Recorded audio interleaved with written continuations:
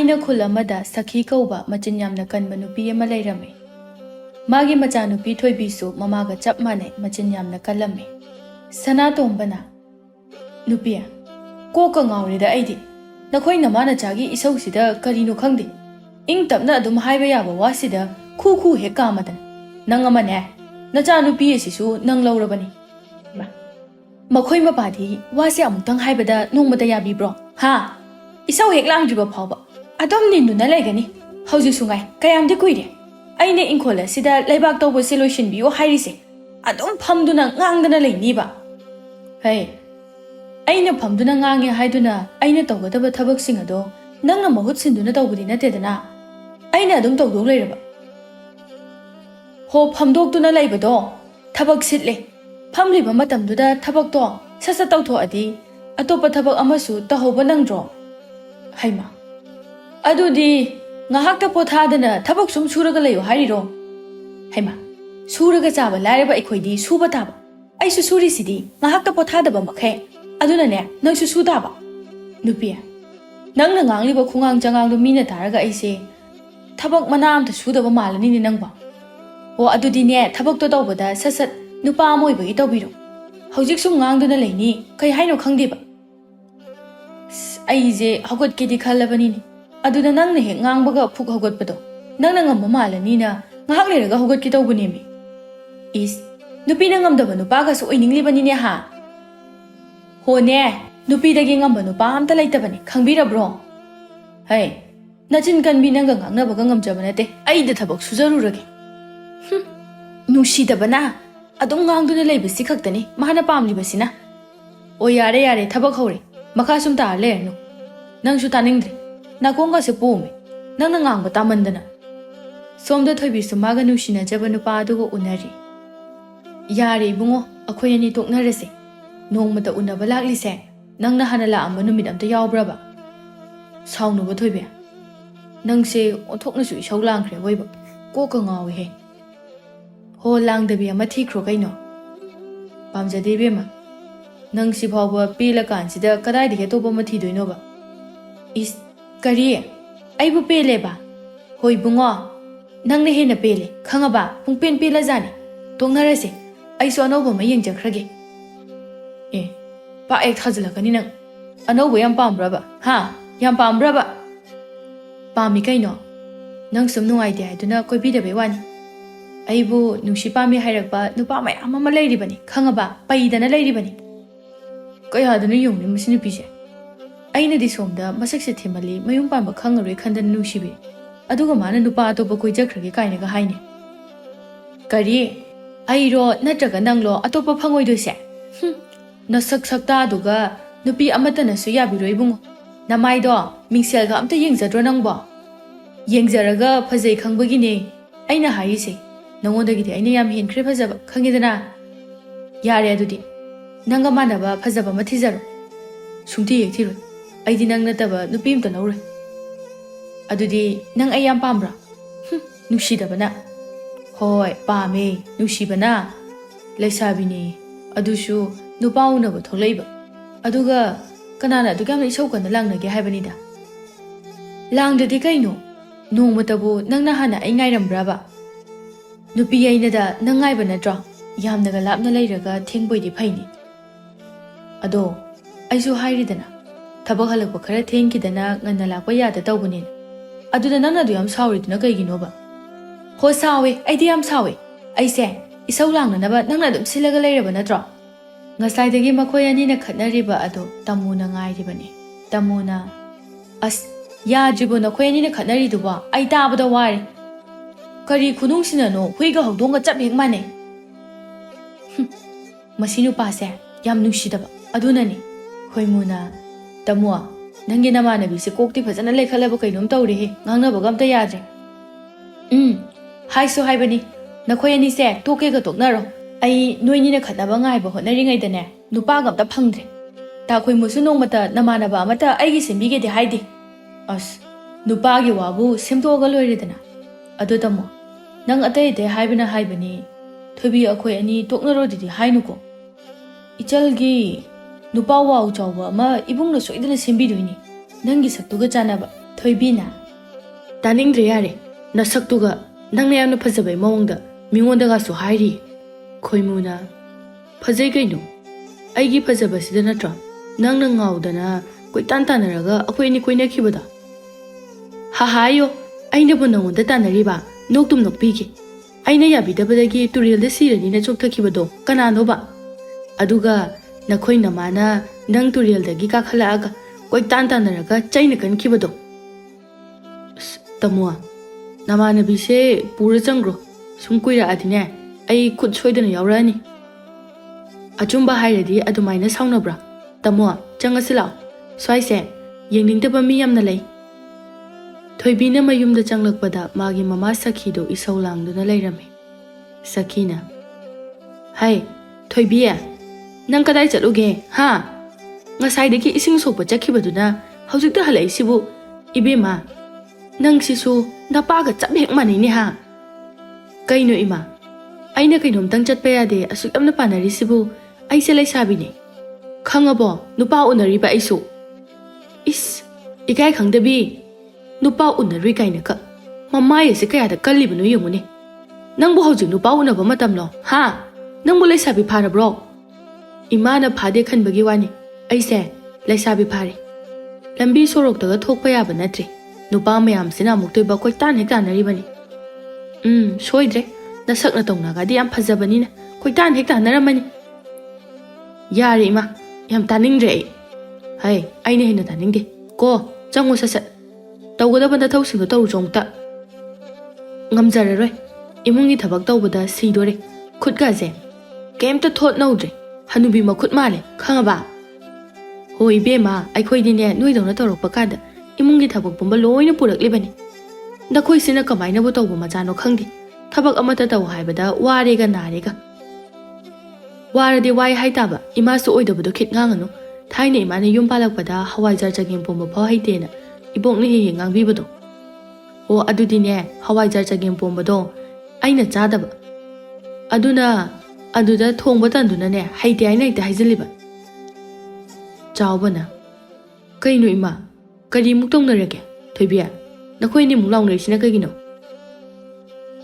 ꯇꯥꯆꯧ ꯑꯩꯈꯣꯏ ꯏꯃꯥꯁꯦ ꯏꯁꯧ ꯂꯥꯡꯕꯗ ꯁꯤꯗꯧꯔꯕꯅꯦ ꯍꯩ ꯂꯥꯡꯗ꯭ꯔꯕꯗꯤ ꯀꯔꯤꯅꯣ ꯍꯥ ꯅꯈꯣꯏꯕꯨ ꯋꯥ ꯑꯃꯇ ꯍꯥꯏꯕꯗ ꯅꯣꯡꯃꯇ ꯌꯥꯕ꯭ꯔꯣ ꯑꯗꯨꯅꯅꯦ ꯑꯩꯅ ꯏꯁꯧ ꯂꯥꯡꯂꯤꯕꯁꯦ ꯏꯃꯥ ꯑꯩꯅ ꯀꯔꯤ ꯇꯧꯗ꯭ꯔꯒꯦꯕ ꯏꯃꯥꯅ ꯏꯪꯈꯣꯜ ꯁꯨꯔꯁꯨ ꯑꯩꯅ ꯏꯃꯨꯡꯒꯤ ꯊꯕꯛ ꯄꯨꯝꯕꯁꯦ ꯂꯣꯏꯅ ꯇꯧꯔꯤ ꯅꯠꯇ꯭ꯔꯣ ꯍꯩ 이mungi ꯊꯕꯛ ꯄꯨꯝꯕ ꯇꯧꯋꯦꯗꯤ ꯍꯥꯏ 이ꯁꯤꯡ ꯄꯨꯟ ꯑꯃꯈꯛ ꯁꯣꯛꯄ ꯆꯠꯄꯗꯅ ꯃꯇꯝꯅ ꯃꯌꯥꯝ ꯑꯃ ꯂꯧꯔꯤꯕ ꯅꯣꯏ ꯅꯄꯥꯒ ꯆꯞ ꯍꯦꯛ ꯃꯥꯟꯅꯔꯗꯅ ꯅꯪꯁꯨ ꯏꯃꯥ ꯑꯩꯁꯨ ꯂꯩꯁꯥꯕꯤꯅꯤ ꯏꯃꯥꯒꯨꯝꯕꯤ ꯍꯟꯅꯨꯕꯤ ꯅꯠꯇꯦ ꯅꯣꯡ ꯐꯥꯗꯣꯛꯁꯨ ꯏꯃꯥꯟꯅꯕꯤꯒ ꯄꯨꯟꯕ ꯆꯠꯄꯁꯦ ꯌꯥꯗ꯭ꯔꯣ ꯑꯩꯅ ꯁꯥꯎꯔꯛꯇꯅꯅꯦ ꯌꯨꯝ ꯀꯣꯛ ꯍꯦꯛ ꯄꯥꯟꯊꯣꯛꯈꯤꯅꯤ ꯍꯩ ꯇꯥꯅꯤꯡꯗꯦꯍꯦ ꯑꯉꯥꯡꯅꯤꯅ ꯃꯆꯤꯟ ꯏꯀꯟ ꯀꯜꯂꯗꯅ ꯀꯔꯤꯅꯣꯅꯦ ꯁꯤꯕꯣ ꯃꯊꯛꯀꯤ ꯑꯍꯜ ꯑꯃ ꯌꯥꯎꯔꯤ ꯍꯥꯏꯕꯁꯦ ꯀꯤꯕꯁꯨ ꯈꯪꯗꯦꯅꯦ ꯑꯁꯦꯡꯕ ꯍꯥꯏꯕꯕꯨ ꯀꯩ ꯀꯤꯗꯣꯏꯅꯣ ꯑꯁꯦꯡꯕꯅꯦ ꯑꯩꯅ ꯍꯥꯏꯁꯦ ꯁꯈꯤꯅ ꯀꯌꯥꯗꯅꯣ ꯌꯦꯡꯉꯨꯅꯦ ꯃꯁꯤꯕꯣ ꯑꯩꯅ ꯀꯃꯥꯏꯅ ꯁꯤꯗꯕꯨ ꯉꯥꯡꯉꯣꯏꯗꯣꯏꯅꯣꯕ ꯃꯁꯦ ꯃꯆꯤꯟꯁꯤꯗ ꯊꯥꯖꯤꯜꯂꯒ ꯐꯔꯗꯕꯅꯤ ꯅꯪꯁꯨꯅꯦ ꯃꯕꯨꯡ ꯑꯃꯅꯦ ꯍꯥꯏꯔꯗꯤ ꯅꯆꯟ ꯅꯨꯄꯤ ꯑꯁꯤꯅ ꯈꯨꯝꯂꯤꯕ ꯃꯌꯥꯝꯁꯦ ꯈꯔꯁꯨ ꯀꯤꯍꯜꯂꯗꯤ ꯐꯒꯗꯕꯅꯤ ꯍꯣ ꯏꯃꯥ ꯃꯃꯥ ꯃꯄꯥ ꯐꯥꯎꯕ ꯀꯤꯗ꯭ꯔꯕ ꯃꯥꯅ ꯀꯃꯥꯏꯅꯅꯣ ꯑꯩ ꯀꯤꯗꯣꯏꯁꯤꯕꯣ ꯑꯩ ꯇꯜꯂꯦ ꯃꯁꯤ ꯑꯉꯥꯡꯁꯦ ꯑꯣꯟꯖꯅꯕꯒ ꯇꯜꯂꯦ ꯃꯥꯏ ꯃꯆꯤꯟ ꯈꯨꯀꯟꯁꯦ ꯏꯃꯥꯒ ꯆꯞ ꯍꯦꯛ ꯃꯥꯟꯅꯩ 이스 ताइनरो लोइना ताइनरो फत्तबा पुंबने अꯩꯉꯣꯟꯗ लोइना थांजिल्लो करी थोइनबु ngang साइनु खंदिने नोंमसु सखी कैथेलदा मी खतनारी इचे अइना हाइसिबु कयाम काइबा वानो पोसे लैरबदी खरा ताथोक तासिन तौबा हाइबसे हौना सा नत्रो हो अदु फना ओइरबसु लुपा पिबा पान किलो अमसिदा सिकी पिगे हाइबदुदी नंगिदो अइबु उसितबा नत्रो हाइमा पोदुन मिने हाइरगा नंगदी सेलगा अमता ngangnaba yadrena adugamna isau langadi potka du yolunu yadro ho ibema ngangnari ni haidanasu chanaba haiba maga chanadaba haiba maga lei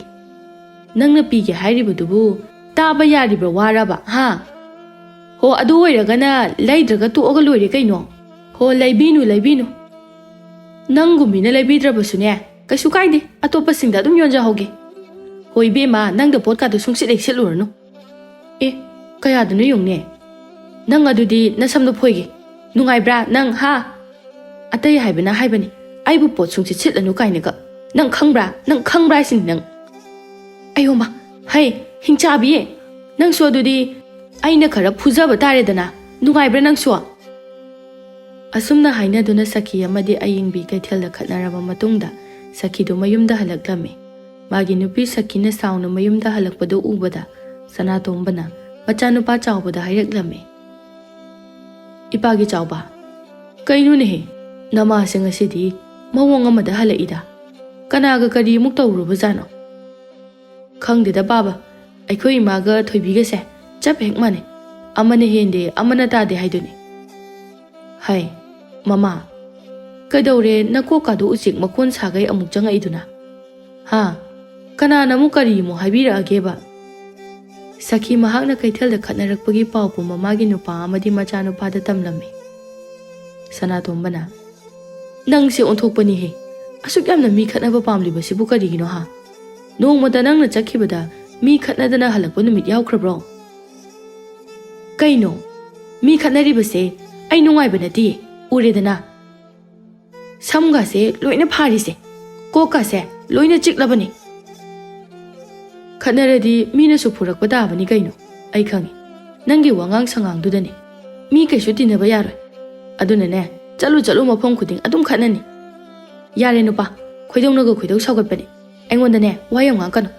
ꯀꯩꯅꯣ ꯏꯃꯥꯅ ꯃꯇꯝ ꯆꯨꯞꯄꯗ ꯄꯥꯕꯗꯒꯤ ꯏꯃꯥꯅ ꯉꯝꯕꯩ ꯃꯑꯣꯡꯗ ꯑꯗꯨꯝ ꯉꯥꯡꯉꯤꯁꯤꯕꯣ ꯍꯣ ꯉꯥꯡꯅꯅꯕ ꯇꯧꯔꯛꯑꯗꯤ ꯉꯥꯡꯕ ꯇꯥꯕ ꯈꯪꯉꯕ ꯅꯪꯃꯁꯨ ꯅꯄꯥꯁꯤꯒ ꯆꯞ ꯍꯦꯛ ꯃꯥꯟꯅꯔꯗꯅ ꯄꯥꯕ ꯂꯧꯔꯤꯁꯦ ꯌꯥꯝ ꯐꯔꯕꯅꯤ ꯏꯃꯥ ꯂꯧꯔꯝꯃꯒ ꯃꯤ ꯇꯤꯟꯅꯕ ꯌꯥꯔꯣꯏꯗꯣꯏ ꯁꯔꯨꯛ ꯏꯃꯥ ꯂꯧꯕ ꯅꯆꯥꯅꯨꯄꯤꯁꯤꯒꯤ ꯃꯑꯣꯡꯁꯦ ꯑꯗꯨꯝ ꯌꯦꯡꯉꯨ ꯀꯔꯤ ꯍꯩ ꯅꯆꯥꯅꯨꯄꯤ ꯑꯁꯤꯗꯤ ꯑꯩ ꯂꯧꯕ ꯅꯠꯇꯦ ꯈꯪꯉꯕ ꯅꯈꯣꯏꯒꯤ ꯅꯕꯣꯛꯇꯣ ꯑꯗꯨ ꯂꯧꯕꯒꯤ ꯀꯜꯂꯤꯕ ꯃꯆꯤꯟꯅꯤ ꯍꯦꯔꯥ ꯅꯨꯄꯤ ꯑꯇꯩ ꯍꯥꯏꯕꯅ ꯍꯥꯏꯕꯅꯤ ꯑꯩꯒꯤ ꯏꯃꯥꯕꯨ ꯃꯆꯤꯟ ꯀꯜꯂꯦ ꯀꯥꯏꯗꯨꯗꯤ ꯆꯩ ꯆꯥꯒꯗꯕ ꯋꯥꯅꯤꯗ ꯌꯥꯔꯦ ꯃꯄꯥ ꯅꯃꯥꯗꯒ ꯉꯥꯡꯍꯟꯅꯤꯡꯗ꯭ꯔꯤꯕ ꯍꯥꯏꯕꯗꯨꯔꯣ ꯅꯈꯣꯏ ꯅꯃꯥꯅ ꯃꯆꯤꯟ ꯀꯟꯃꯟꯕꯗꯒꯤ ꯅꯠꯇ꯭ꯔꯣ ꯑꯩꯒ ꯇꯠꯇꯅ ꯈꯠꯅꯔꯤꯗꯣ ꯏꯁ ꯑꯗꯨꯗꯤ ꯅꯪꯅ ꯀꯟꯕꯒꯤ ꯈꯠꯅꯕ ꯅꯪꯕꯨ ꯅꯆꯤꯟꯗꯣ ꯉꯥꯛꯇ ꯉꯥꯡꯗꯅ ꯏꯁꯧ ꯂꯥꯡꯗꯅ ꯂꯩꯕ ꯅꯨꯃꯤꯠ ꯌꯥꯎꯈ꯭ꯔꯕꯣ ꯍꯥ ꯃꯆꯤꯟꯁꯦ ꯀꯌꯥꯗ ꯊꯤꯔꯤ ꯅꯨꯄꯥꯅ ꯌꯦꯡꯉꯨꯅꯦ ꯌꯥꯔꯦ ꯏꯃꯥ ꯂꯣꯏ ꯈꯪꯅ ꯂꯩꯔꯕ ꯋꯥꯁꯤꯗ ꯑꯃꯨꯛ ꯉꯥꯡꯅꯔꯒꯨꯝꯁꯦ ꯑꯌꯣ ꯏꯃꯥ ꯀꯣꯛꯁꯤꯅ ꯃꯔꯣꯟ ꯑꯃ ꯆꯤꯛꯄꯅꯦ ꯆꯥꯎꯕ ꯅꯨꯃꯤꯗꯥꯡꯒꯤ ꯆꯥꯛꯀꯥꯗꯣ ꯅꯪ ꯈꯔ ꯑꯝꯇ ꯊꯣꯡꯗꯣꯛꯎ ꯀꯩꯕ ꯏꯃꯥ ꯑꯩ ꯆꯥꯛ ꯊꯣꯡꯉꯣꯕ ꯑꯗꯨꯒꯨꯝꯕ ꯇꯥꯅꯤꯡꯗꯕ ꯋꯥꯗꯣ ꯑꯩꯉꯣꯟꯗ ꯉꯥꯡꯀꯅꯨ ꯅꯆꯥꯅꯨꯄꯤ ꯂꯩꯔꯨ ꯀꯩꯗꯧꯅꯕꯅꯣ ꯑꯩꯉꯣꯟꯗ ꯆꯥꯛ ꯊꯣꯡꯉꯨ ꯀꯥꯏꯅ ꯍꯣ ꯅꯆꯥꯅꯨꯄꯤ ꯑꯁꯦ ꯑꯩꯅ ꯉꯁꯥꯏꯅ ꯍꯥꯏꯕꯗꯨꯅꯤ ꯅꯕꯣꯛ ꯂꯧꯗꯅ ꯃꯆꯤꯟ ꯑꯁꯤ ꯌꯥꯝ ꯀꯜꯂꯤ ꯑꯩ ꯉꯥꯡꯅꯕ ꯇꯜꯂꯤ ꯑꯗꯨꯅꯅꯦ ꯅꯪ ꯊꯣꯡꯗꯣꯛꯎꯔꯣ ꯑꯩꯁꯨ ꯉꯝꯃꯔꯣꯏꯗ ꯏꯃꯥ ꯉꯥꯏꯈꯣꯅꯦ ꯆꯠꯈꯤꯅꯨꯅꯦ ꯉꯝꯃꯣꯏ ꯍꯥꯏꯔꯒ ꯍꯦꯛꯇ ꯆꯠꯈ꯭ꯔꯤꯗꯨꯕꯨ ꯀꯩꯒꯤꯅꯣ ꯆꯥꯛꯁꯦ ꯀꯅꯥ ꯂꯥꯛꯇꯨꯅ ꯊꯣꯡꯗꯣꯔꯤꯒꯦ ꯃꯃꯥ ꯂꯥꯎꯒꯅꯨꯗ ꯇꯥꯅꯤꯡꯗꯦ ꯅꯆꯥꯅꯨꯄꯤꯁꯤꯗ ꯍꯥꯏꯒꯗꯕ ꯋꯥꯗꯨꯕꯨ ꯅꯆꯥꯅꯨꯄꯥꯁꯤꯗ ꯍꯥꯏꯔꯤꯕꯗꯨꯕꯨ ꯅꯠꯇꯦ ꯅꯪꯕꯨ ꯅꯆꯥꯁꯦ ꯀꯩ ꯑꯣꯏꯅ ꯎꯔꯒꯦ ꯍꯥ ꯇꯉꯥꯏ ꯐꯗꯕꯅꯤ ꯍꯥꯏꯕꯁꯨ ꯅꯠꯇꯦ ꯀꯔꯤ ꯑꯣꯏꯅ ꯎꯕ ꯎꯗꯕ ꯀꯩꯅꯣ ꯑꯩꯗꯤꯅꯦ ꯅꯪꯒꯤ ꯅꯆꯥꯅꯨꯄꯤ ꯑꯁꯦ ꯉꯥꯡꯅꯕ ꯇꯜꯂꯤ ꯉꯔꯥꯡꯗꯒꯤ ꯉꯁꯤꯗꯤ ꯆꯥꯛ ꯊꯣꯡꯕ ꯉꯝꯃꯣꯏ ꯃꯈꯨꯠ ꯂꯣꯏꯅ ꯀꯥꯏꯔꯦ ꯍꯥꯏꯗꯅꯅꯦ ꯑꯩꯉꯣꯟꯗ ꯊꯣꯡꯉꯣꯅ ꯍꯥꯏꯔ ꯂꯩꯔꯕꯅꯤ ꯑꯗꯨꯗ ꯑꯩ ꯀꯃꯥꯏꯅ ꯆꯥꯛ ꯊꯣꯡꯉꯣꯅ ꯑꯃꯨꯛ ꯍꯥꯏꯔꯨꯗꯣꯏꯅꯣ ꯑꯗꯨ ꯍꯥꯏꯔꯒꯅ ꯅꯪꯅ ꯀꯣꯛ ꯊꯣꯡꯕꯗꯤ ꯀꯔꯤ ꯇꯧꯔꯒꯦ ꯍꯥ ꯑꯣ ꯉꯁꯥꯏꯗꯩ ꯅꯠꯇ꯭ꯔꯣ ꯃꯄꯥ ꯑꯩꯅ ꯀꯣꯛ ꯆꯤꯛꯑꯦꯅ ꯍꯥꯏꯁꯤꯕꯣ ꯉꯁꯥꯏꯗꯒꯤ ꯈꯥꯏꯍꯧꯕꯁꯤꯡꯗꯨꯁꯨ ꯍꯧꯖꯤꯛꯐꯥꯎ ꯂꯣꯏꯔꯝꯗ꯭ꯔꯤꯕ ꯃꯥꯜꯂꯦ ꯀꯃꯥꯏ ꯂꯣꯏꯗꯣꯏꯅꯣ ꯅꯣꯏ ꯅꯃꯥ ꯅꯆꯥꯅ ꯋꯥ ꯉꯥꯡꯅ ꯂꯩꯔꯒ ꯊꯕꯛ ꯇꯧꯗꯧ ꯃꯌꯥꯝꯁꯤꯗ ꯌꯦꯠꯇꯨꯅ ꯂꯩꯔꯗꯤ ꯂꯣꯏꯗ ꯇꯥꯕꯅꯦ ꯍꯣ ꯁꯤꯗꯅꯦ ꯑꯩꯅ ꯍꯦꯛ ꯉꯥꯡꯂꯤꯁꯦ ꯊꯕꯛ ꯑꯝꯇ ꯍꯦꯛ ꯇꯧꯕꯗ ꯗꯤꯟ ꯑꯗꯨꯝ ꯇꯧ ꯂꯩꯅꯤꯕ ꯑꯩ ꯆꯪꯉꯣ ꯁ꯭ꯋꯥꯏꯗꯅꯦ ꯌꯥꯝ ꯉꯥꯡꯒꯅꯨ ꯑꯩ ꯅꯪꯒꯤ ꯆꯥꯛ ꯊꯣꯡꯕ ꯅꯪꯅꯅꯕ ꯁꯣꯏꯗꯅ ꯁꯤꯡꯁꯦ ꯈꯥꯏꯕ ꯂꯣꯏꯔꯒ ꯄꯨꯁꯜꯂꯛꯑꯒꯦ ꯆꯪꯉꯣ ꯑꯝꯇ ꯆꯪꯉꯣ ꯍꯣ ꯑꯩ ꯆꯥꯛ ꯑꯝꯇ ꯊꯣꯡꯕ ꯉꯝꯃꯣꯏ ꯀꯣꯛ ꯌꯥꯝ ꯆꯤꯛꯑꯦ ꯇꯨꯝꯃꯨꯔꯅꯤ ꯅꯆꯥꯅꯨꯄꯥꯁꯤꯅ ꯊꯣꯡꯉꯣ ꯍꯥꯏꯕ ꯌꯥꯗ꯭ꯔꯗꯤꯅꯦ ꯃꯄꯥ ꯅꯪꯅ ꯈꯔ ꯊꯣꯡꯕꯤꯔꯣ ꯃꯁꯤ ꯅꯨꯄꯤꯁꯦ ꯀꯌꯥꯗꯅꯣ ꯌꯦꯡꯉꯨꯅꯦ ꯅꯨꯄꯤ ꯅꯪ ꯆꯩ ꯌꯥꯝ ꯅꯤꯅꯨꯀꯣ ꯑꯩꯅ ꯁꯨꯝ ꯐꯨꯕꯤꯗꯕ ꯁꯤꯗ ꯌꯥꯝ ꯍꯦꯟꯖꯤꯜꯂꯕꯅꯤ ꯅꯣꯏ ꯁꯣꯝꯗꯁꯨ ꯊꯣꯏꯕꯤ ꯃꯥꯒꯤ ꯃꯇꯥ ꯇꯝꯃꯨꯒꯤ ꯃꯌꯨꯝꯗ ꯂꯥꯛꯇꯨꯅ ꯐꯝꯂꯤ ꯇꯝꯃꯨꯅ ꯊꯣꯏꯕꯤ ꯅꯪꯅ ꯂꯥꯛꯏꯁꯤꯅ ꯅꯪꯒꯤ ꯅꯨꯄꯥꯗꯣ ꯎꯅꯕ ꯆꯠꯁꯦ ꯑꯃꯨꯛ ꯍꯥꯏꯗꯣꯏꯔꯥ ꯑꯩꯅꯦ ꯅꯈꯣꯏꯅꯤ ꯈꯠꯅꯕꯗꯣ ꯇꯥꯕ ꯌꯥꯝ ꯇꯜꯂꯦ ꯑꯗꯨꯅ ꯀꯅꯥꯅꯣꯃ ꯑꯣꯏꯅ ꯍꯧꯔꯨꯔꯣ ꯑꯁ ꯌꯥꯝ ꯄꯛꯇꯦꯍꯦ ꯑꯗꯨꯝ ꯆꯠꯃꯤꯟꯅꯔꯤꯗꯨꯕꯨ ꯂꯥꯛꯑꯣ ꯀꯣꯛ ꯆꯠꯎꯔꯁꯤ ꯑꯁ ꯇꯜꯂꯦꯕ ꯑꯩ ꯅꯪ ꯀꯅꯥꯅꯣꯃꯒ ꯆꯠꯂꯨꯔꯣ ꯆꯠꯂꯣ ꯆꯠꯇꯕ ꯌꯥꯔꯣꯏ ꯂꯥꯛꯑꯣ ꯑꯩꯈꯣꯏ ꯑꯅꯤ ꯅꯍꯥꯟꯈꯩ ꯑꯗꯨꯝ ꯆꯠꯃꯤꯟꯅꯩ ꯅꯠꯇ꯭ꯔꯣ ꯑꯗꯨꯒ ꯆꯠꯄ ꯉꯝꯃꯔꯣꯏꯅꯦ ꯌꯥꯔꯣꯏꯀꯣ ꯑꯩꯗꯤ ꯂꯥꯛꯑꯣ Tamugi mama asangbisu makhoi anina ngangnaribadu taribane. Asangbina. Anamja kya kalinu yungne. Icha asina ngammaroina hairise mana thokpa ma tum hek tawraga lay haiba. Tamo haugulo lao thengiba. Ta khoi mudo ngaibada siramani. Thoibia. Nangdi kainum tawina. Ai chapata le hairidana. Nang kananu mahawraga kok chapa kaidoge. Ho tama nangbado. Mamit khara ngawe. Nangshu khangi natro. Aduna masak fazaba imanabi puthokpa yadaba. Adunani aina nangda haurise. Nangdi nasakta natana naming phawai thibaduda pamui adugini. Kari hai thoibi haibi chinthibi. Nangna kayam fazaradana aigi ijadaga adumna hairibano ha. Kaino indomcha thibu thi haibani. Sida kai sauningai lege. Nachanupi se asugam thiri sidi. Kayada usitinu yungani he. Aigi yumsida laklaga aigi ichanupi thi kainaga haiba saradana. Ho thiye yam thiye. Mabukna maronam phatriba. Nupa amtana supambidabase. Hey, laisabina bu nachina dukan bro. Ha. Namana pana warakpa ngamdaba macha sidi. Aigi ichadi ne masak thirabasu mama aina haibe inkraba. Maram mokraba ichani. Nangumba natene he. Is hahayo noktum nokchaningi. Nachanupi sinadi masak ase thirabanina. Nupa amta phangdrabanina laikai tananaba. Nachanupi se phai haina koilaw lawriba. Hoi bema nangbu kayam phajaba nupino ha. Nga sep hek maladana. Kuchuna marol ma sengdriba. Temunna pun hek maline. Phajare na khoina mana chadi. Hogdong na hebi hek maladana. Mingonda ga sungangja sari. Hanubi zidi. Machinja kyada kalinu yungni he.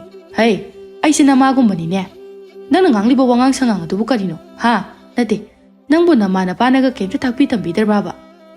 Hera, ima ipaga di. Amukta sunatana hanjin palakano. Aina sum ahanya haiduna yembibe wani. Yam henjala adine khut yongnarakani.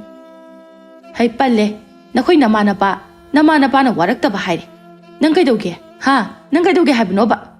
Ngarangi nga khanang na aingonda kaidodorige ba? Hetamo, nang sida thorola. Ai gangam thongnase. Nakhoi nama hanubisidine. Ai onsina batale. Yare thoibi, nangsu chalo.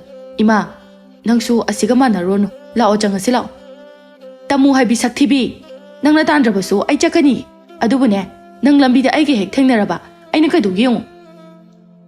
Kari, waraktabi nang na aigi ichada kaidodoiba. Ha? Nang nangamagana aigi ichagi matuna matikhalu. Nangsu aina nangaksamdo thadat pangamdraba. Ay asangbi na din he. Yare kaidorage. Tu o haibase. Misu chakre. Taning de he nang masu. Aduk yamna pangdaba. Nayumda laaga namanabi sina khatnaba hawraga wamta su haiba ngamdaba. Nangbu karino haibanida. As ima thobigi machin khokando khatnaba tandro. Lekai miloi da makna khangle resibu asiga mo sinaradi imana hena tankidre. Tallena bu mina thina ngangbasi sum taraga lekhidro. Thoibi sauna khoimogi manakta laklame. Kedorege thoibi. Nana tonga du kam dana laadi. Ngasidi tamu yaraktraba. Kaino nangna tamu da hangise. Ha, nang mayam pambra. Yam pamagana tamu haiba muthi nupa kanamtana koidabida. Adu oini he koiruro. Kaino ni sinu pijiba. Purama damni ne. Wamtaga haiba yade. Aina hangisidi. Nanga he to minarapoda sum hangmani kaidorage sibo. Yam pamba male. Hektaroga tamu. Tamu dum haile. Pambagi nate mi sum hangmani kaidorage. Adu thoibe. Nate nang ngasi asukamna sauraga lai sibo kaiginoba. Saurini sauningbagi. Adugi tamu haiba maminga masaka chanabi nupido. Aina ta khoi mulakani ngata those haiga sukya he yadrini. Adugi ro nana adu yam sauiduba. Saurno yarisi. Ma yaraktabasine hena phadro. Kamai phadoiba. Aina nang puraga chakhrasu yaredana. Asumna numit aduda khoimuna thoibibu chenkirami tha kharagi matungda makhoi ani su luhongre. Thoibigi pokpadagi loina duna laklaba machin kanbagi hainabi adudi adumak tawraklame. Nupa tadro hogoloba kaino hajibok sum tuma leisibo. Se aina thabak mayam ama tawbud sidureba. Koka se loi ngawriba hogoloba. Karino nupia otokna su taning khidreda ko. Nang sima nonga badai numit taba phawba adum hek sauraga leiradana. Sauradi kaino. ꯅꯈꯣꯏꯒꯤ ꯅꯋꯣꯡꯁꯤꯡꯗꯨꯗꯅꯦ ꯑꯩꯅ ꯁꯧꯔꯤꯁꯦ ꯉꯁꯥꯏꯗꯒꯤ ꯏꯃꯥꯅ ꯉꯥꯡꯂꯤꯕ ꯃꯌꯥꯝꯁꯦ ꯅꯅꯥꯗꯣ ꯇꯥꯗ꯭ꯔꯣ ꯅꯪ ꯇꯥꯔꯦ ꯑꯩ ꯑꯗꯨ ꯇꯥꯔꯒ ꯀꯩꯗꯧ ꯍꯥꯏꯕꯅꯣ ꯏꯃꯥꯅ ꯍꯥꯏꯔꯤꯕꯁꯤꯡꯗꯣ ꯂꯣꯏ ꯆꯨꯝꯗ꯭ꯔꯣ ꯅꯪꯅ ꯋꯥ ꯑꯝꯇ ꯍꯥꯏꯕ ꯌꯥꯗꯦ ꯅꯆꯤꯟꯗꯣ ꯈꯨꯝꯗꯣꯏꯒꯤ ꯅꯌꯥ ꯀꯥꯈꯠꯂꯒ ꯉꯥꯏꯔꯒ ꯑꯗꯨꯝ ꯂꯩ ꯑꯩꯅ ꯇꯧꯔꯤꯕ ꯊꯕꯛ ꯑꯁꯤꯗ ꯃꯥꯅ ꯁꯨꯝ ꯇꯥꯛꯁꯜꯂꯛꯑꯗꯤ ꯑꯩꯁꯨ ꯁꯥꯎꯕ ꯇꯥꯕ ꯈꯪꯉꯕ ꯇꯥꯛꯏꯗꯣ ꯅꯪ ꯁꯣꯏꯕꯒꯤ ꯅꯠꯇ꯭ꯔꯣ ꯊꯣꯏꯕꯤ ꯅꯪꯅ ꯁꯣꯏꯗ꯭ꯔꯒꯕꯨ ꯏꯃꯥꯅ ꯅꯪꯉꯣꯟꯗ ꯇꯥꯛꯏꯗꯣ ꯇꯥꯛꯈꯤꯗ꯭ꯔꯣ ꯇꯥꯛꯄꯤꯔꯤꯗꯣ ꯐꯔꯤꯗꯤ ꯍꯥꯏꯗ꯭ꯔꯒ ꯑꯁꯨꯛ ꯌꯥꯝꯅ ꯏꯁꯧ ꯂꯥꯡꯉꯤꯗꯣ ꯀꯩꯒꯤꯅꯣ ꯍꯣ ꯇꯥꯖꯅꯤꯡꯗ꯭ꯔꯦ ꯑꯩꯉꯣꯟꯗꯗꯤ ꯀꯩꯁꯨ ꯇꯥꯛꯄꯤꯔꯛꯑꯣ ꯍꯥꯏꯗꯦ ꯏꯁꯥꯅ ꯂꯣꯏꯅ ꯈꯪꯅ ꯇꯧꯖꯔꯤꯅꯤ ꯅꯪꯁꯨ ꯅꯃꯥꯒꯤ ꯃꯤꯆꯪ ꯌꯥꯝ ꯆꯪꯉꯦꯅꯦ 이마기 미장짱들이 나친간 미낭이 미장짱 하이로 하 아두가 이마가 칸나루죠 하이브라바 이보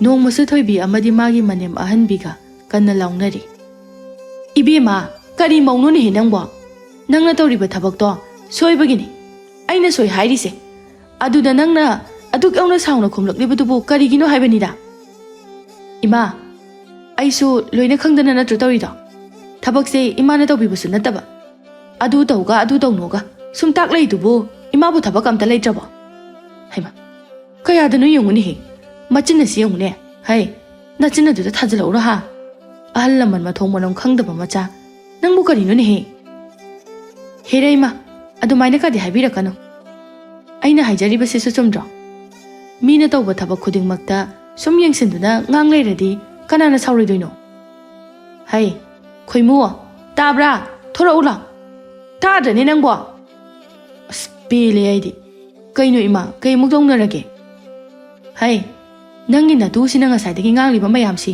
ꯅꯅꯥꯗꯣ ꯇꯥꯗ꯭ꯔꯣ ꯍꯥ ꯇꯥꯏ ꯏꯃꯥ 이마가 ꯈꯠꯅꯔꯒ ꯑꯩ ꯀꯩꯗꯧ ꯍꯥꯏꯅꯣ 이마ꯅ ꯑꯗꯨꯝ ꯐꯨꯔꯁꯨ ꯌꯥꯔꯕꯗꯨꯕꯨ ꯑꯩꯉꯣꯟꯗ ꯑꯃꯨꯛ ꯍꯥꯏꯔꯛꯑꯦ ꯍꯩ ꯅꯪꯒꯤ ꯅꯨꯄꯤ ꯃꯆꯤꯟ ꯈꯨꯀꯟ ꯂꯥꯀꯟ ꯑꯁꯤꯗ ꯑꯩ ꯐꯨꯕꯒ ꯉꯝꯖꯔꯣꯏ ꯈꯪꯉꯕ ꯅꯃꯥ ꯑꯩꯅ ꯑꯍꯜ ꯑꯃ ꯑꯣꯏꯕꯒꯤ ꯇꯥꯛꯄ ꯉꯥꯡꯕ ꯑꯃꯠꯇ ꯂꯧꯕ ꯅꯠꯇꯦ ꯃꯥꯅ ꯇꯧꯔꯤꯕ ꯍꯥꯏꯕꯨ ꯅꯨꯄꯥ ꯅꯪꯁꯨ ꯅꯆꯤꯟꯗꯣ ꯈꯨꯝꯃꯨ ꯅꯃꯥꯅ ꯉꯥꯡꯉꯤꯁꯦ ꯃꯥꯅ ꯑꯩꯉꯣꯟꯗ ꯑꯁꯨꯛ ꯌꯥꯝꯅ ꯌꯦꯡꯁꯤꯜꯂꯤꯁꯦ ꯀꯩꯒꯤꯅꯣꯕ ꯀꯔꯤ ꯅꯪ ꯍꯧꯖꯤꯛꯀꯤꯗꯣ ꯅꯃꯥꯕ ꯍꯣꯏ ꯅꯣꯏ ꯅꯃꯥ ꯍꯥꯏꯕ ꯅꯆꯤꯟ ꯕꯥꯟꯗꯨꯗ ꯊꯥꯒꯦ ꯅꯪ ꯑꯗꯨꯒꯨꯝꯕ ꯋꯥꯉꯥꯡ ꯁꯉꯥꯡꯗꯣ ꯀꯅꯥꯅ ꯉꯥꯡꯉꯨ ꯍꯥꯏꯒꯦ ꯅꯪ ꯅꯨꯡꯉꯥꯏꯕ꯭ꯔꯥ ꯅꯪ ꯑꯩ ꯏꯃꯥ ꯁꯤꯔꯦ ꯍꯣ ꯍꯤꯡꯆꯥꯕ ꯅꯪꯅꯁꯨ ꯑꯩꯉꯣꯟꯗ ꯐꯨꯔꯤꯅꯤꯅꯦ ꯍꯥ ꯐꯨꯔꯤꯕ ꯅꯆꯤꯟ ꯊꯤꯕꯒꯤꯅꯤ ꯑꯩꯅ ꯅꯆꯤꯟꯕꯥꯟꯗꯨꯗ ꯊꯥꯔꯤꯗꯣ ꯈꯪꯉꯕ ꯅꯨꯄꯤ ꯑꯃ ꯑꯣꯏꯕꯒꯤ ꯂꯤꯔꯤ ꯈꯣꯏꯔꯤꯕ ꯃꯆꯦꯠ ꯑꯝꯇꯁꯨ ꯌꯥꯎꯗꯦ ꯅꯆꯤꯟꯅꯗꯨ ꯈꯟꯕ ꯀꯅꯥ ꯍꯧꯅꯒꯦ ꯐꯩ ꯅꯪꯅ ꯉꯁꯤ ꯑꯩꯉꯣꯟꯗ ꯈꯨꯄꯥꯛꯅ ꯊꯥꯔꯕ ꯅꯠꯇ꯭ꯔꯣ ꯍꯥ ꯑꯩ ꯆꯠꯀꯅꯤ ꯍꯥꯏꯁꯤꯅꯤ ꯆꯠꯅꯤꯡꯉ ꯆꯠꯈꯣ ꯏꯃꯥ ꯏꯆꯥ ꯈꯛꯇ ꯏꯪꯅ ꯆꯤꯛꯅ ꯂꯩꯍꯧꯔꯒꯦ ꯆꯠꯈꯤꯒꯦ ꯁꯨꯡꯂꯥꯏ ꯂꯥꯛꯑꯣꯏ ꯅꯪꯒꯤ ꯅꯌꯨꯝꯁꯤꯗꯅꯦ ꯑꯃꯨꯛ ꯍꯟꯅ ꯂꯥꯛꯑꯣꯏ ꯍꯥꯏ 이마ꯒꯤ ꯈꯣꯏꯃꯣ ꯃꯧꯁꯦ ꯈꯥꯡꯃꯨꯆꯨ ꯆꯠꯂꯣ ꯑꯃꯨꯛ ꯆꯠꯈꯤꯕ ꯇꯥꯔꯦ 이마ꯅꯦ ꯃꯤꯒꯤ ꯃꯃꯥꯡꯗ ꯏꯀꯥꯏꯀꯣ ꯆꯠꯂꯣ ꯈꯥꯡꯃꯨꯆꯨ ꯑꯝꯇ ꯆꯠꯂꯣ ꯊꯣꯏꯕꯤꯗꯣ ꯃꯄꯥꯝꯗ ꯁꯥꯎꯅ ꯍꯜꯂꯛꯂꯝꯃꯤ ꯁꯣꯝꯗ ꯁꯅꯥꯇꯣꯝꯕꯒ ꯁꯈꯤꯒꯁꯨ ꯏꯪꯈꯣꯜ ꯁꯨꯗꯨꯅ ꯂꯩꯔꯦ ꯁꯅꯥꯇꯣꯝꯕꯅ ꯅꯨꯄꯤ ꯅꯪꯒꯤ ꯅꯆꯤꯟꯁꯤꯅ ꯉꯥꯡꯕꯁꯦ ꯉꯥꯡꯁꯨ ꯉꯥꯡꯈ꯭ꯔꯦꯗ ꯉꯥꯛꯇ ꯇꯨꯃꯤꯟꯅ ꯂꯩꯌꯨꯀꯣ ꯊꯕꯛ ꯑꯝꯇ ꯇꯧꯐꯝ ꯈꯪꯗꯦꯕ ꯉꯥꯡ ꯇꯥꯕ ꯃꯄꯥ ꯅꯪꯅ ꯇꯧꯕ ꯊꯕꯛꯁꯦ ꯃꯤꯠ ꯌꯥꯝ ꯅꯥꯏ ꯊꯕꯛ ꯑꯃꯇ ꯇꯧꯕꯗ ꯅꯨꯄꯥ ꯊꯣꯛꯅ ꯁꯨꯡꯇꯧ ꯇꯧꯗꯦ ꯅꯣꯡꯃꯇ ꯍꯩ ꯃꯤꯠ ꯅꯥꯒꯦꯅ ꯅꯥꯔꯣꯏꯗ ꯏꯁꯥꯒꯤ ꯏꯊꯧ ꯏꯁꯥꯅ ꯇꯧꯖꯔꯤ ꯅꯪꯅ ꯅꯣꯡꯃꯇ ꯇꯧꯕꯤꯕꯗꯤ ꯅꯠꯇꯦꯗꯅ ꯌꯥꯝ ꯉꯥꯡꯀꯅꯨ ꯆꯩ ꯆꯥꯕ ꯁꯣꯏꯔꯣꯏꯀꯣ ꯅꯪ ꯍꯦꯛ ꯇꯧꯕꯒ ꯋꯥ ꯑꯃ ꯍꯦꯛ ꯉꯥꯡꯕꯒ ꯆꯩ ꯅꯨꯄꯥ ꯅꯈꯣꯏ ꯃꯉꯥꯏꯔꯦꯅꯦ ꯀꯜꯂꯤꯁꯦ ꯊꯥꯅꯤꯡꯗꯕꯅ ꯅꯆꯤꯟ ꯑꯗꯨ ꯈꯨꯝꯃꯟꯕꯒꯤꯅꯤꯅꯦ ꯑꯩꯅ ꯉꯥꯡꯉꯤꯁꯦ ꯃꯤꯃꯥꯡ ꯄꯨꯃꯥꯡ ꯍꯥꯏꯕ ꯑꯃ ꯂꯩꯔꯣꯏ ꯅꯁꯥꯗꯨꯗ ꯉꯥꯡꯗꯣꯏꯒꯤ ꯍꯥꯟꯅ ꯉꯥꯏꯔꯒ ꯍꯦꯛꯇ ꯂꯩꯒꯅꯤꯅꯦ ꯍꯣ ꯍꯦꯛꯇ ꯉꯥꯡꯅꯤꯡꯉꯦ ꯅꯈꯣꯏꯅ ꯉꯥꯡꯗꯅꯕ ꯇꯧꯔꯗꯤ ꯑꯩꯁꯨ ꯀꯩꯁꯨ ꯉꯥꯡꯉꯣꯏ ꯑꯩ ꯇꯧꯕ ꯇꯧꯗꯕ ꯅꯪꯒꯤꯗꯤ ꯉꯥꯡꯕ ꯍꯥꯏꯁꯦ ꯍꯩꯅꯕꯤꯅꯤ ꯅꯊꯧ ꯅꯠꯇꯕ ꯑꯃꯗꯁꯨ ꯑꯗꯨꯝ ꯑꯣꯟꯁꯤꯟꯗꯨꯅ ꯉꯥꯡꯂꯨꯅꯤ ꯑꯗꯨꯅ ꯃꯤ ꯈꯨꯗꯤꯡꯒꯤꯅꯤ ꯈꯠꯅꯔꯤꯗꯣ ꯌꯥꯔꯦ ꯃꯄꯥ ꯌꯥꯝ ꯇꯥꯏꯅꯤꯡꯗ꯭ꯔꯦ ꯍꯩ ꯃꯃꯥ ꯅꯆꯥꯅꯨꯄꯤ ꯅꯠꯇ꯭ꯔꯅꯦ ꯑꯥꯗ ꯊꯣꯡꯒꯥꯟꯗ ꯆꯪꯉꯛꯏꯁꯤꯕꯣ ꯑꯁ ꯅꯆꯥꯅꯨꯄꯤꯁꯤꯗꯤ ꯐꯖꯔꯦꯍꯦ ꯍꯅꯨꯃꯥꯟꯕꯨ ꯃꯥꯜꯂꯒ ꯂꯥꯛꯏꯅꯦ ꯇꯧꯔꯤꯁꯦ ꯈꯪꯗ꯭ꯔꯦꯗ ꯀꯅꯥꯅ ꯑꯃꯨꯛ ꯐꯨꯕꯤꯔꯛꯑꯖꯥꯠꯅꯣ ꯑꯁꯤꯅ ꯁꯧ ꯂꯥꯎꯔꯒ ꯂꯥꯛꯏꯁꯤꯕꯣ ꯍꯩ 이마ꯒꯤ ꯊꯣꯏꯕꯤ ꯀꯩꯗꯧꯔꯦ ꯅꯪꯗꯤ ꯍꯥ ꯅꯪꯕꯨ ꯀꯥꯏ ꯆꯠꯂꯨꯕꯅꯣ ꯁꯤꯗ ꯁꯨꯝ ꯂꯥꯛꯄ꯭ꯔꯣ ꯁꯤꯗ ꯂꯥꯛꯏꯅꯤ ꯀꯩꯅꯣ 이마 ꯌꯥꯝ ꯍꯪꯀꯅꯣ ꯑꯩ ꯁꯥꯎꯅꯤꯡꯉꯒ ꯂꯥꯛꯏꯖꯥꯅꯤ ꯍꯪꯗ꯭ꯔꯕꯗꯤ ꯀꯃꯥꯏꯅ ꯈꯪꯗꯣꯏꯅꯣ ꯅꯪꯅ ꯂꯥꯛꯏꯗꯨꯒꯤ ꯃꯔꯝꯗꯣ ꯈꯪꯅꯅꯕꯅꯤ ꯍꯪꯂꯤꯁꯦ ꯅꯆꯤꯟ ꯑꯗꯨꯅ ꯀꯅꯥꯅ ꯑꯃꯨꯛ ꯊꯨꯒꯥꯏꯕꯤꯔꯛꯑꯕ 이마 ꯅꯌꯥ ꯅꯨꯄꯥꯅ ꯐꯨꯔꯤꯅꯤ ꯃꯈꯣꯏ ꯃꯃꯥꯗ ꯅꯃꯥ ꯍꯥꯏꯗꯨꯅ ꯑꯩꯒꯤ ꯆꯤꯟꯁꯤꯗ ꯃꯥꯅ ꯊꯨꯒꯥꯏꯔꯤꯕ ꯀꯔꯤ Magi khoimu haiba sakta thiduna icha nupi gi machinga su thugairiba.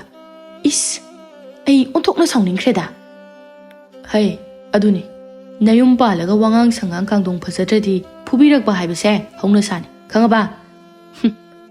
Nama napa aikhoina karimata takpi tambiraktabagumna. Migi mamangda aikhoibu yoluribanine nang ha. Kaino mapana ngangiduba. Nacha nupi asida mina phuraaga. Makhoi mapadi pelamanine.